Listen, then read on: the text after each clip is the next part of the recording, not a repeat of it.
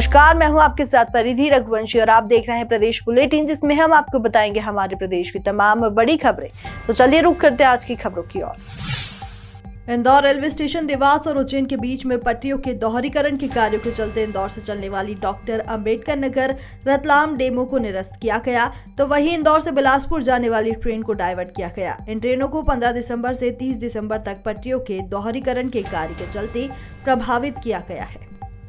देखिए, ये उज्जैन और इंदौर देवास के बीच में डबलिंग का वर्क चल रहा है। तो बरलई तक उज्जैन से काम पहले पूरा हो चुका था। तो अभी फिलहाल जो है ये बरलई मांगलिया और लक्ष्मीबाई नगर इसके बीच में काम चल रहा है। इसके चलते क्या है कि तकरीबन 1 दर्जन ट्रेनें डाइवर्ट करी गई है और जो 2 पेयर ट्रेन लोकल ट्रेन है उनको कैंसिल किया गया है। तो इसमें अम्बेडकर नगर रतलाम और रतलाम अम्बेडकर नगर जो डेमू है उसको कैंसिल किया गया। इसके अलावा एक passenger train Ujjain Indore passenger train और रिटर्न वाली उज्जैन इंदौर पैसेंजर को भी कैंसिल किया गया। तो इस तरह से ये जो डबलिंग का काम चलने के चलते जो डाइवर्ट ट्रेन है उनको लक्ष्मीबाई नगर फतेहाबाद होके और उज्जैन ले जाया गया है। इसके अलावा जो दूसरी एक ट्रेन है इंदौर बिलासपुर उसको शॉर्ट टर्मिनेट किया गया उज्जैन से और वो वापस उज्जैन से ही बिलासपुर के लिए चलेगी। तो इस तरह से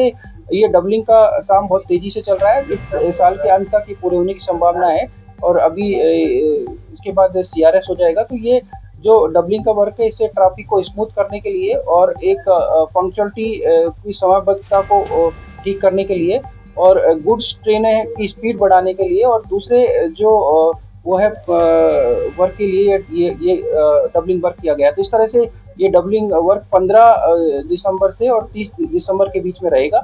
इस दरमियान ये ट्रेनों पर प्रभावित रहेगी। मध्य प्रदेश की आर्थिक राजधानी इंदौर अवैध हथियारों का गढ़ बनता नजर आ रहा है, जहां एक बार फिर से अवैध हथियारों की खरीद फरोख्त करने आए बड़वानी के युवक को पकड़ा गया है, जिसके पास से 5 पिस्तौल बरामद की गई। फिलहाल क्राइम ब्रांच पूछताछ में जुटी है।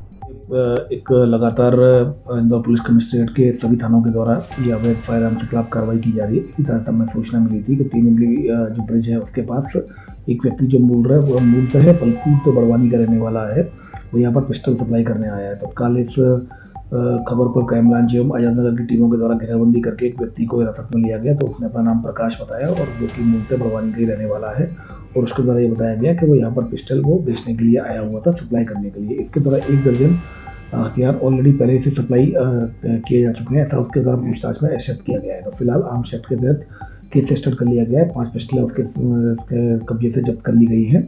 32 फोर्स की पिस्टल है ये और एक पिस्टल की कीमत लगभग 25,000 के करीब बता रहा है, जो मार्केट में ये 25-30,000 में बेचता है, जबकि वो खरीद कर जो लाता है वो लगभग 10,000 रुपये की वो खरीद कर लाता है।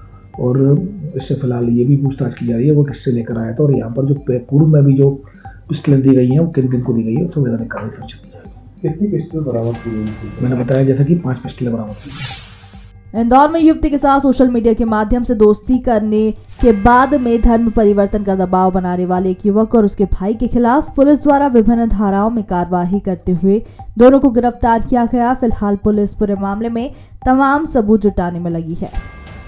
जूनी इंदौर थाना क्षेत्र में एक प्रकरण सामने आया है, जिसमें एक फरियादी द्वारा ये बताया गया है कि एक व्यक्ति जो उससे सोशल मीडिया के माध्यम से उसकी बातचीत चालू हुई थी, उसके द्वारा शादी का झांसा देकर उसके साथ दुष्कर्म किया गया और उसके बाद शादी करने का कहने पर उसने अपनी पहचान छुपाई और धर्म परिवर्तन करने के लिए दबाव बनाया था। इसके बाद पीड़िता परेशान होकर जब उनसे इसका विरोध करने लग गई तो पीछा छुड़ाने के लिए उनके द्वारा अपने आप को मार देने का भी धमकी दी गई और लगातार पैसे भी मांगे जा रहे थे। इस पर से परेशान होकर पीड़िता ने थाने पर रिपोर्ट कराई है और मामला पंजीबद्ध कराया गया है। इसमें 2 आरोपी हैं, दोनों आरोपियों की तुरंत कार्रवाई करते हुए गिरफ्तारी की गई है। आगे वैधानिक कार्रवाई की जा रही है। मध्य प्रदेश में नवनियुक्त मुख्यमंत्री डॉक्टर मोहन यादव द्वारा कुर्सी संभालते ही सबसे पहले लाउड स्पीकर खुले में बिकने वाले चिकन की दुकानों को लेकर आदेश जारी किया गया, जिसको लेकर हिंदू संगठन ने कहा कि पिछले कई वर्षों से हो रही चिल्ला पुकार के साथ ही खुले में बिकने वाले चिकन को लेकर मांग की जा रही थी, जिसके बाद मुख्यमंत्री ने तत्काल कुर्सी संभालते ही आदेश दिया, जो कि काफी सराहनीय है। और अब प्रदेश में मोहन युग की शुरुआत हो चुकी है। आने वाले समय में प्रदेश की तरक्की को लेकर कई अहम फैसले उनके द्वारा किए जाएंगे। देखिए, मध्य प्रदेश में मोहन युग की शुरुआत हुई है और ये बड़ी सराहनीय शुरुआत है कि उन्होंने विश्व हिंदू परिषद की मुहिम को देखते हुए एक आदेश जारी किया है, जिसमें स्पष्ट है कि ध्वनि से जिसको आपत्ति है उन लाउड स्पीकरों को बंद किया जाए। तो हमने हमारी आपत्ति जो थी पूर्व में सभी थानों पर ज्ञापन देके दर्ज करा दी थी कि मस्जिदों पर जो लाउड स्पीकर है उससे हम सनातनियों को आपत्ति है। और निश्चित तौर पर मोहन जी ने मालवा प्रांत से यह मुहिम चली थी, मालवा प्रांत के मुख्यमंत्री बने हैं और उन्होंने निश्चित तौर पर इसे संज्ञान में लेते हुए कल एक बड़ा आदेश पारित किया है कि ऐसे ध्वनि विस्तारक यंत्र जिससे किसी को आपत्ति हो उन्हें बंद किया। प्रदेश के मुख्यमंत्री डॉक्टर मोहन यादव ने पहली कैबिनेट बैठक में कई अहम निर्णय लिए। इसमें से एक निर्णय मकान और जमीन के रजिस्ट्री के समय ही नामांतरण होने की प्रक्रिया से लोगों को नए वर्ष में कई परेशानियों से छुटकारा भी मिलेगा। पंजीयन कार्यालय में भी RCMC पोर्टल से संपदा पोर्टल से लिंक अप किया है। कृषि भूमि की रजिस्ट्री होते ही नामांतरण का रजिस्ट्रेशन हो जाता है। मकान और जमीन के लिए नई गाइडलाइन बनाना बाकी है। पहले से ही जो रेवेन्यू विभाग का RCMS पोर्टल है और हमारा संपदा पोर्टल है वो आपस में लिंकअप है। तो जब एग्रीकल्चर लैंड की जो रजिस्ट्री होती है अपने आप ही वहाँ नामांतरण के लिए केस दर्ज हो जाता है। और जो अभी माननीय मुख्यमंत्री जी का स्टेटमेंट आया है कि रजिस्ट्री के साथ ही नामांतरण होगा, तो वो आवासीय भूखंड और ये जो भूखंड और मकान वगैरह हैं उनके लिए हैं। जैसे पक्षकारों को पहले नगर निगम या ग्रामीण क्षेत्र का है तो ग्राम पंचायत में जाना पड़ता था, तो उसके लिए वो व्यवस्था वो उसके विस्तृत जो भी प्रावधान आएंगे उनका देखना पड़ेगा। अभी तो यही व्यवस्था है। RCMS में अभी एग्रीकल्चर लैंड के पहले से ही दर्ज हो जाते हैं। लोगों को कितनी सुविधा मिलेगी सब? लोगों को बहुत सुविधा मिलेगी। जो एकदम से उनको घूमना पड़ता है या कई लोग केवल इसी वजह से नामांतरण नहीं कराते हैं, आलस की वजह से नहीं कराते हैं, तो ये विवाद की स्थितियाँ ख़त्म हो जाएंगी।